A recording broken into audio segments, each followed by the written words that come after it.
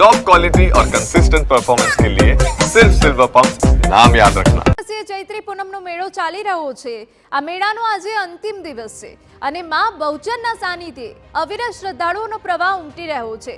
આજે વહેલી સવારથી જ બહુચર ધામમાં ભાવિક ભક્તોનો ધસારો જોવા મળ્યો।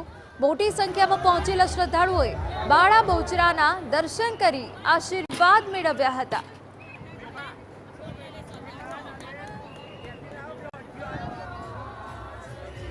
આજના દિવસે માતાજીનો વિશેષ શણગાર કરવામાં આવ્યો છે। સવારથી લઈ અને મોટી સંખ્યામાં જે છે ભક્તોની ભીડ માતાજીના દર્શન કરવા માટે ઉમટી પડી છે। ઘણા બધા અસંખ્ય સંઘો આવ્યા છે। લોકો દૂર દૂરથી રજાઓ લઈ અને માતાજીના આશીર્વાદ પ્રાપ્ત કરવા માટે આવી રહ્યા છે। ખાસ વિશેષ શણગાર માતાજીનો કરવામાં આવ્યો છે। સવારથી જ 101 કિલો લાડુનો ભોગ પણ માતાજીને અર્પણ કરવામાં આવ્યો છે। ચૈત્રી પૂનમે માં બહુચરનો પ્રાગટ્ય દિવસ મનાય છે અને એટલે જ માતાના સાનિધ્યે ચૈત્રી પૂનમના મેળાનું વિશેષ મહત્વ છે। ન માત્ર ગુજરાતના વિવિધ જિલ્લાઓમાંથી પરંતુ અન્ય રાજ્યોમાંથી પણ ભાવિક ભક્તો પગપાળા ચાલીને માં બહુચરના દર્શને પહોંચતા હોય છે।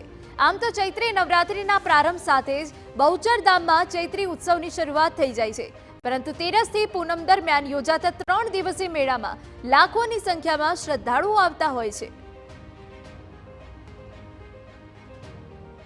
દરેકના કામ સારા થાય છે અને માતાજીની અસીમ કૃપા છે। મારી ઉપર પણ અસીમ કૃપા છે, એટલે અમે અવારનવાર માતાજીના દર્શનાર્થે આવતા રહીએ છીએ। અત્યારે હું દર મહિને એક વાર તો માતાજીના દર્શને હું પણ આવું છું।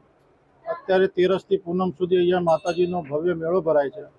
એમાં વિવિધ પ્રકારની પ્રવૃત્તિઓ લોકો માઈ ભક્તો ચાલતા પણ દૂર દૂરથી આવે છે અને માતાજી બરોબર એમની શ્રદ્ધા પ્રમાણે માતાજી બધાનું કાર્ય પૂર્ણ કરે છે। ના, અહીંયા તો બહુ જ શ્રદ્ધા છે અમને, અમે વારંવાર આવીએ છીએ અને અમારી દરેક મનોકામના પૂરી થાય છે। અહીંયા આજે ચૈત્રી પૂનમનો મેળોનું આયોજન છે, કેવું લાગી રહ્યું છે?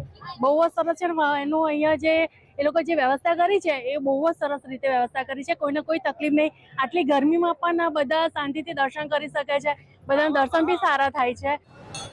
બહુચર ધામમાં જેટલો મહિમા